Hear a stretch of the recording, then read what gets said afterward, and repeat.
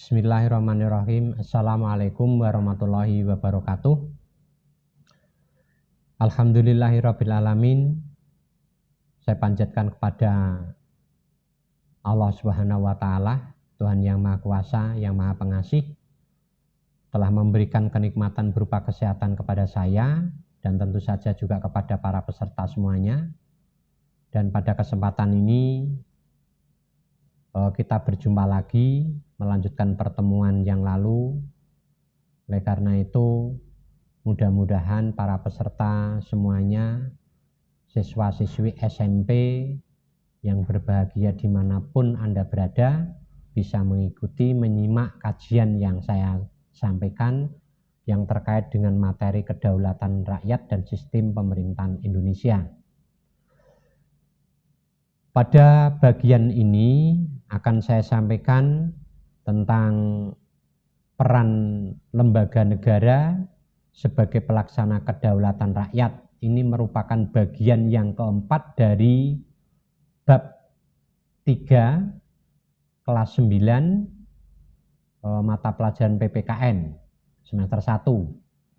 Pada bagian sebelumnya sudah diutarakan dari awal sampai bagian 3. Kemudian bagian yang keempat ini akan kami sampaikan pembahasan mengenai peran lembaga negara sebagai pelaksana kedaulatan rakyat.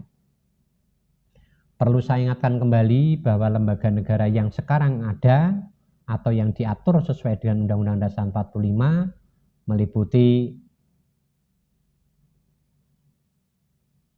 8 lembaga negara, namun yang 3 ini bisa dikatakan sebagai satu kekuasaan, yaitu kekuasaan lembaga kehakiman. Oleh karena itu, kalau semuanya dirinci ada 8 dan masing-masing mempunyai fungsi, tanggung jawab, peranan yang berbeda-beda. Seperti kekuasaan kehakiman meskipun dipegang oleh 3 lembaga, Mahkamah Agung, Mahkamah Konstitusi, dan Komisi Yudisial. Ketiga lembaga itu ada di dalam naungan kekuasaan kehakiman namun mempunyai fungsi yang berbeda-beda.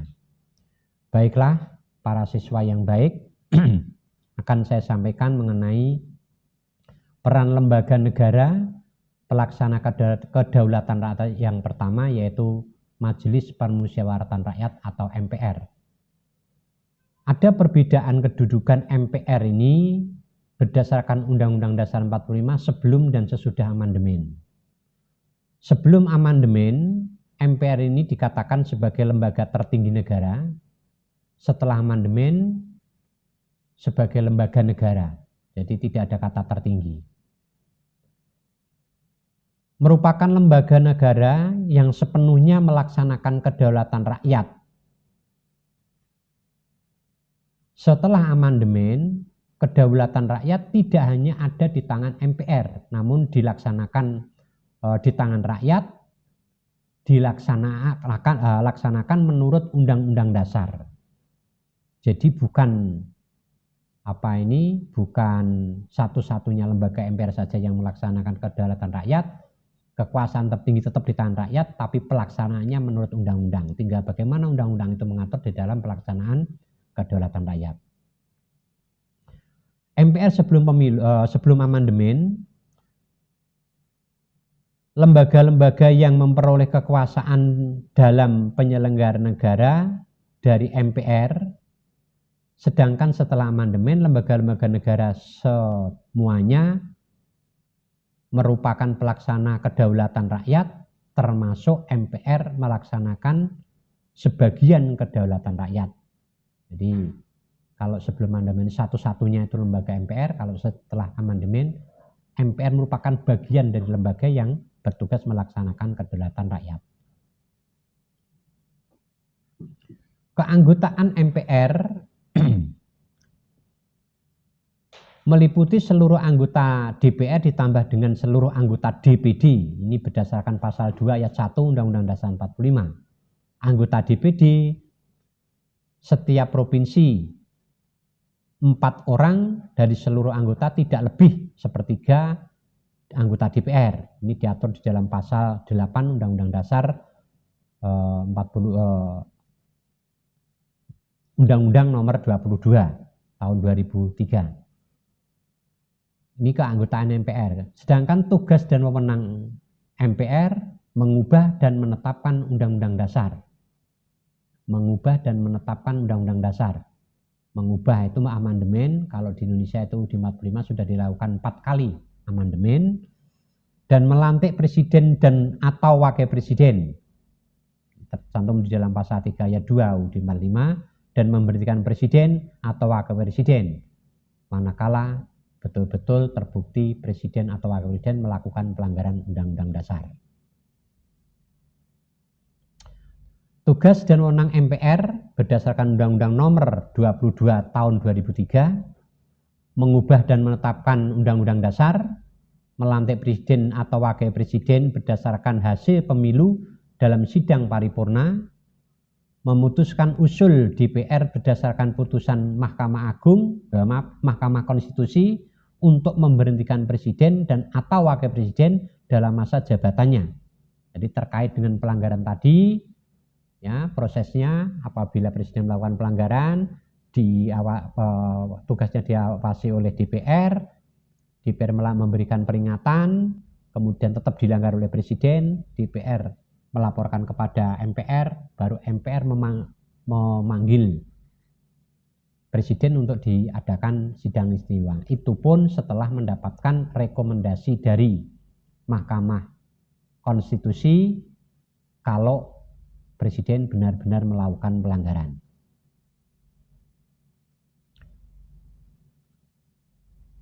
Lembaga yang kedua yaitu DPR. DPR sebagai lembaga legislatif karena memegang kekuasaan membentuk undang-undang bersama dengan presiden. Kata bersama di sini tidak bisa dipisahkan. Jadi DPR tidak bisa berdiri sendiri, artinya tidak bisa membentuk undang-undang sendiri tanpa presiden. Di dalam pembentukan undang-undang melalui proses tahapan sidang DPR, namun harus dimintakan persetujuan presiden. Termasuk rancangan undang-undang atau materi rancangan undang-undang sebelum disidangkan. DPR memiliki 3 macam fungsi. Yang pertama fungsi legislasi, yaitu fungsi DPR membentuk undang-undang bersama presiden. Di dalam kekuasaan pemerintahannya masuk pada lembaga legislatif tadi, kekuasaan legislatif. Yang kedua fungsi anggaran, yaitu DPR menetapkan APBN yang diajukan presiden.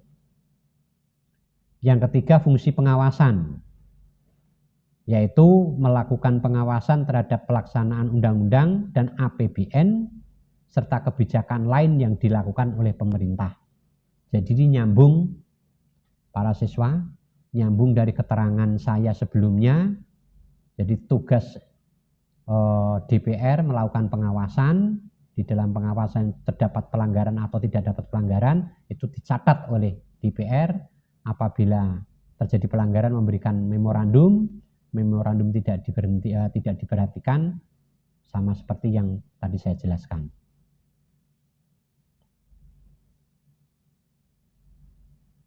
Di samping fungsi DPR juga dilengkapi dengan hak. Ini perlu saya ingatkan, hak di sini ada hak untuk anggota DPR dan hak lembaga DPR. Jadi kalau anggota itu sifatnya individual, kalau lembaga itu secara kolektif atau secara bersama-sama. Hak DPR atau lembaga DPR ini saya ambil 3 saja biar yang lain nanti bisa dibaca secara lengkap di PPT saya, yaitu hak interpelasi, hak angket, hak menyatakan pendapat. Kalau hak interpelasi, hak untuk meminta keterangan pemerintah mengenai kebijakan pemerintah yang penting dan strategis serta berdampak luas bagi kehidupan bermasyarakat dan bernegara. Kata kuncinya adalah hak untuk meminta keterangan, itu interpelasi. Sedangkan hak angket melakukan penyelidikan terhadap kebijakan pemerintah yang penting dan strategis dan berdampak luas bagi kehidupan bermasyarakat dan bernegara. melakukan penyelidikan.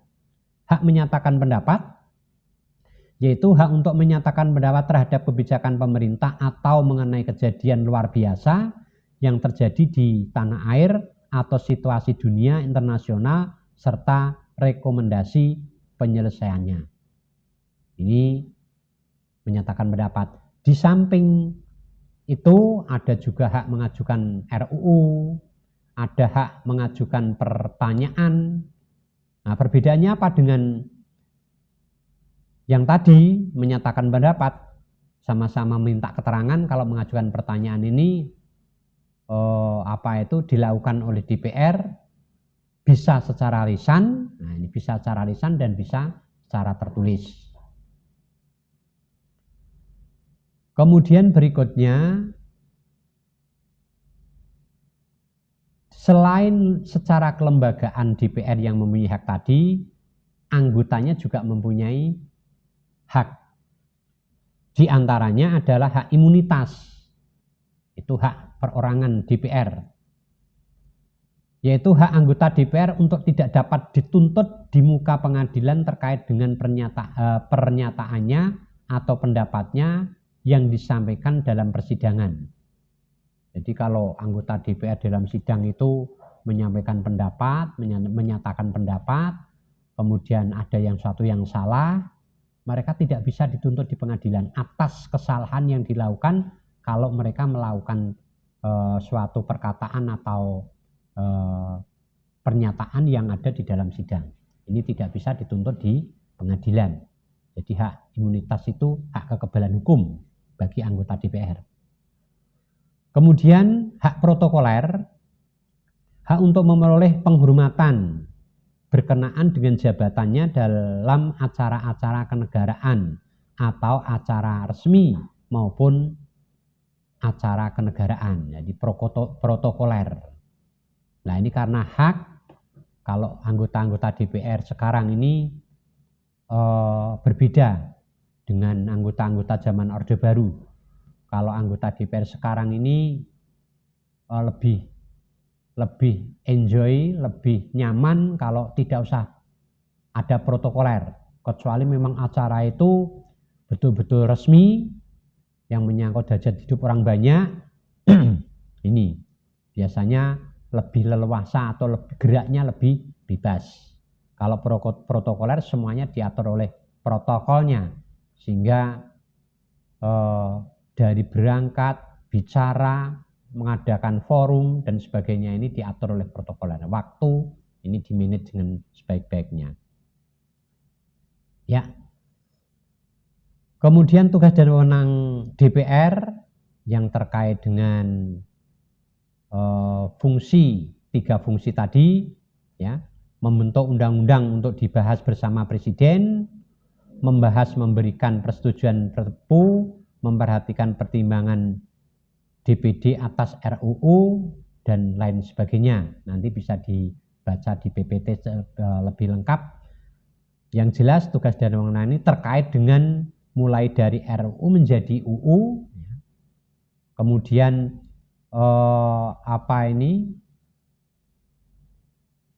yang menyangkut kewenangan, misalnya contohnya membahas menindaklanjuti hasil pemeriksaan BPK, ini kewenangannya, memberikan persetujuan kepada Presiden atas pengangkatan pemerintahan anggota Komisi Yudisial.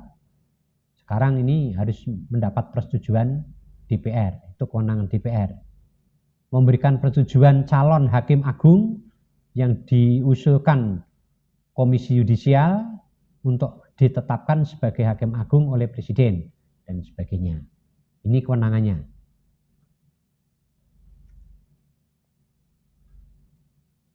Kemudian Presiden, lembaga negara yang ketiga, Presiden sebagai kepala negara. Jadi di sini harus kita bedakan Presiden sebagai kepala negara dan Presiden sebagai kepala pemerintahan. Presiden sebagai kepala negara memegang kekuasaan tertinggi atas angkatan darat, laut, dan udara. Ini pasal 11. Atau lebih singkatnya, kepala negara ini memegang kekuasaan melaksanakan pasal 11, 12, 13, 14, 15. Pasal 11 memegang kekuasaan tertinggi angkatan darat, laut, udara tadi, kemudian menyatakan perang, membuat perdamaian dan perjanjian dengan negara lain, ya.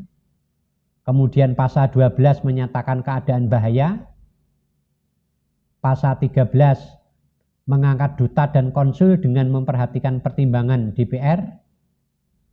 Pasal 14 memberi grasi dan rehabilitasi dengan memperhatikan pertimbangan Mahkamah Agung. Pasal 15 memberikan gelaran, tanda jasa, dan lain-lain tanda kehormatan dengan persetujuan DPR. Ini sebagai kepala negara.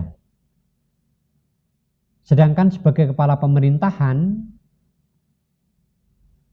yang pertama memimpin para menteri, yang kedua mengangkat dan memberhentikan menteri,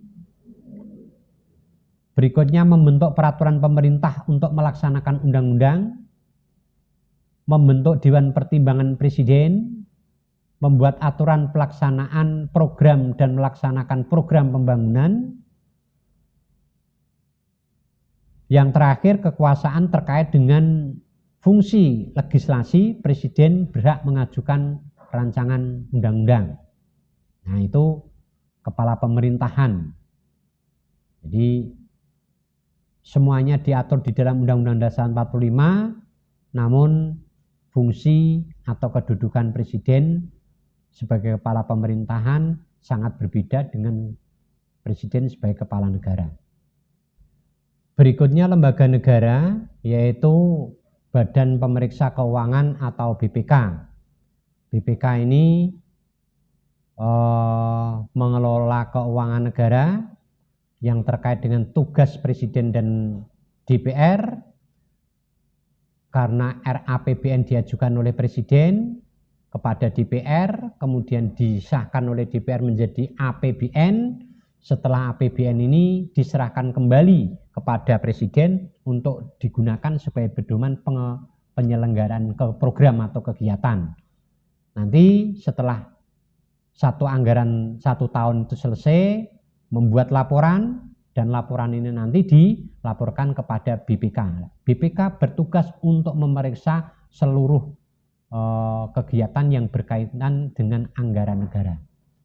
Nah, dari laporan Presiden kepada BPK tadi, kalau misalnya diterima, maka kemudian dilaporkan kepada DPR. Untuk dari DPR ada 2 fungsi, yaitu untuk pertimbangan pengesahan APBN tahun yang akan datang, kemudian yang kedua juga untuk menilai ketepatan, kesesuaian, keberhasilan program yang dipimpin oleh pemerintah ini sesuai dengan anggaran yang ada atau tidak, berhasil atau tidak. Ini sebagai alat kontrol, alat evaluasi bagi Presiden dalam melaksanakan program-programnya. Kemudian kekuasaan kehakiman, ini tadi saya sampaikan ada 3 kekuasaan lembaga, yaitu yang pertama Mahkamah Agung. Mahkamah Agung ini mempunyai kedudukan yang merdeka sebagai lembaga negara yang memegang kekuasaan kehakiman di samping kekuasaan Mahkamah Konstitusi. Jadi nanti ada Mahkamah Konstitusi, yaitu membawahi beberapa lingkungan peradilan, dari peradilan umum, peradilan agama, peradilan militer, dan peradilan tata usaha negara. Ini Mahkamah Agung membawahi beberapa lingkungan peradilan umum, agama, militer, tata usaha negara. Dalam pelaksanaan tugasnya terlepas dan dari berbagai pengaruh pemerintah dan pengaruh lembaga negara yang lain. Jadi mempunyai legalitas, mempunyai kemerdekaan, lepas atau bebas dari segala intervensi lembaga apapun yang ada di negara ini. Untuk menyelenggarakan peradilan guna menegakkan hukum dan keadilan sehingga putusannya benar-benar berdasarkan hukum dan keadilan. Ini sesuai dengan Undang-Undang Dasar 45 bahwa Mahkamah Agung memiliki kedudukan yang bebas dan tidak memihak. Kewenangan Mahkamah Agung meliputi 1. Memutuskan permohonan kasasi. Kasasi itu suatu perkara yang diadili di pengadilan sebelumnya, yaitu pengadilan negeri, kemudian tinggi, kemudian kalau maju ke Mahkamah Agung, ini namanya kasasi apabila tidak selesai atau belum putus di pengadilan sebelumnya. Kewenangan yang kedua, memeriksa dan memutuskan sengketa tentang kewenangan mengadili. Ini maksudnya apabila ada sengketa persengketaan antar pengadilan satu dengan pengadilan yang lain, baik yang setara maupun yang lebih tinggi. Yang setara itu pengadilan negeri dengan pengadilan negeri, pengadilan tinggi dengan pengadilan tinggi, atau pengadilan negeri dengan pengadilan tinggi dalam satu wilayah. Kalau pengadilan tinggi, ini wilayah yang berbeda. Yang ketiga, memutuskan dan memeriksa peninjauan kembali putusan pengadilan yang telah memperoleh kekuatan hukum tetap. Memeriksa dan meninjau kembali putusan pengadilan. Jadi apabila ada putusan pengadilan negeri atau tinggi yang perlu diadakan peninjauan kembali, maka kewenangan Mahkamah Agung di situ akan melakukan tindakan peninjauan. Yang keempat, menguji peraturan perundangan di bawah undang-undang terhadap undang-undang. Maksudnya menguji peraturan perundang-undang di bawah undang-undang itu mulai dari peraturan pemerintah, kemudian peraturan presiden, peraturan daerah, kepala daerah dan sebagainya itu di bawah undang-undang. Karena di dalam susunan peraturan perundang-undang Indonesia itu yang tertinggi Undang-Undang Dasar, ketetapan MPR, yang ketiga undang-undang atau Perpu. Nah, kewenangan Mahkamah Agung di bawah undang-undang itu. Keanggotaan Mahkamah Agung yaitu jumlah hakim agung maksimal 60 orang yang memiliki integritas kepribadian dan tidak tercela, memiliki jiwa sikap yang adil, profesional. Profesional itu artinya kalau di dalam lingkungan hukum pengadilan itu ya betul-betul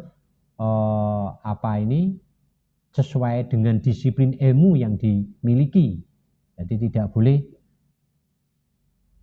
memiliki disiplin ilmu di luar hukum, mereka menjabat di kehakiman, ini tidak dibenarkan.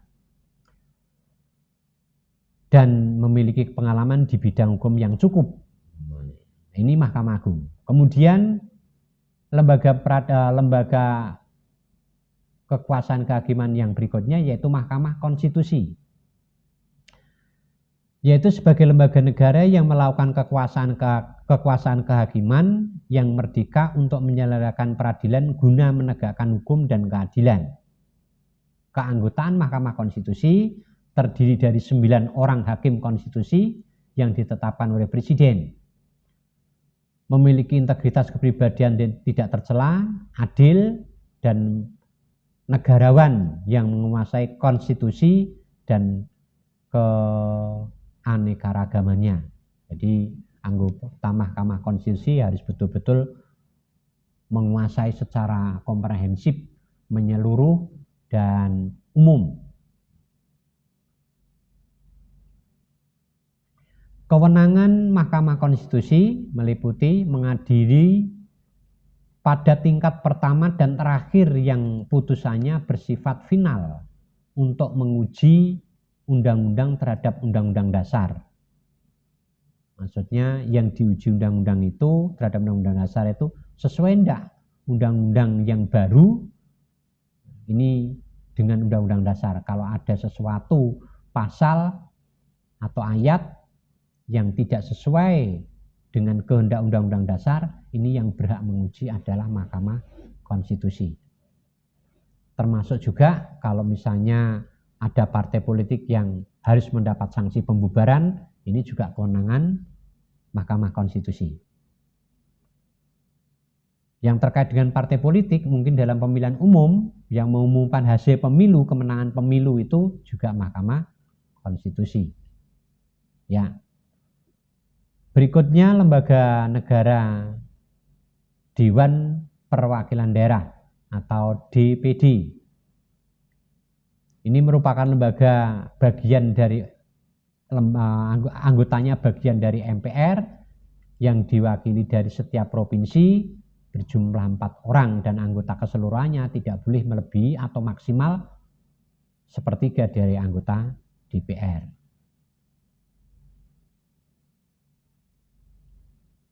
Fungsi DPD yang pertama mengajukan usul dan ikut melakukan pembahasan, memberikan pertimbangan dan saran berkaitan dengan bidang legislatif tertentu. Bidang legislatif tertentu itu artinya bidang membuat undang-undang, peraturan undang-undang yang terkait dengan otonomi daerah. Itu yang jelas. Kewenangan Dewan Perwakilan Daerah yang pertama mengajukan usul kepada DPR tentang rancangan undang-undang yang terkait dengan otonomi daerah. Yang kedua, ikut membahas rancangan undang-undang yang berkaitan dengan otonomi daerah. Jadi tadi mengusulkan, membuat rancangan. Kemudian yang ketiga, memberikan pertimbangan kepada DPR atas rancangan undang-undang mengenai APBN dan rancangan undang-undang yang berkaitan dengan pajak, pendidikan, dan agama. Kewenangan berikutnya, melakukan pengawasan atas pelaksanaan undang-undang mengenai otonomi daerah, hubungan pusat dengan daerah, membentuk atau pemekaran penggabungan daerah, pengelolaan sumber daya alam, sumber daya ekonomi lainnya, serta yang berkaitan dengan perimbangan keuangan antara pusat daerah, dan pelaksanaan pajak, APBN, pendidikan, dan agama. Jadi semua hal yang terkait dengan sumber daya daerah, mulai dari potensi daerah, pengelolaan kekayaan, kemudian kemaksimalan potensi, ini DPD mempunyai kewenangan untuk menyampaikan di pusat, sehingga kalau ada sesuatu anggaran yang tidak berimbang antara pusat dengan daerah, ini DPD bisa menyampaikan usulan atau bisa melakukan pembahasan bersama di dalam rancangan undang-undang yang diajukan. Demikianlah para siswa yang baik, yang berbahagia, telah saya sampaikan pembahasan secara lengkap. Namun tentu saja ada hal-hal yang tidak saya sampaikan secara lisan. Terima kasih atas perhatiannya. Mudah-mudahan semuanya bisa menyikapi dengan baik. Assalamualaikum warahmatullahi wabarakatuh.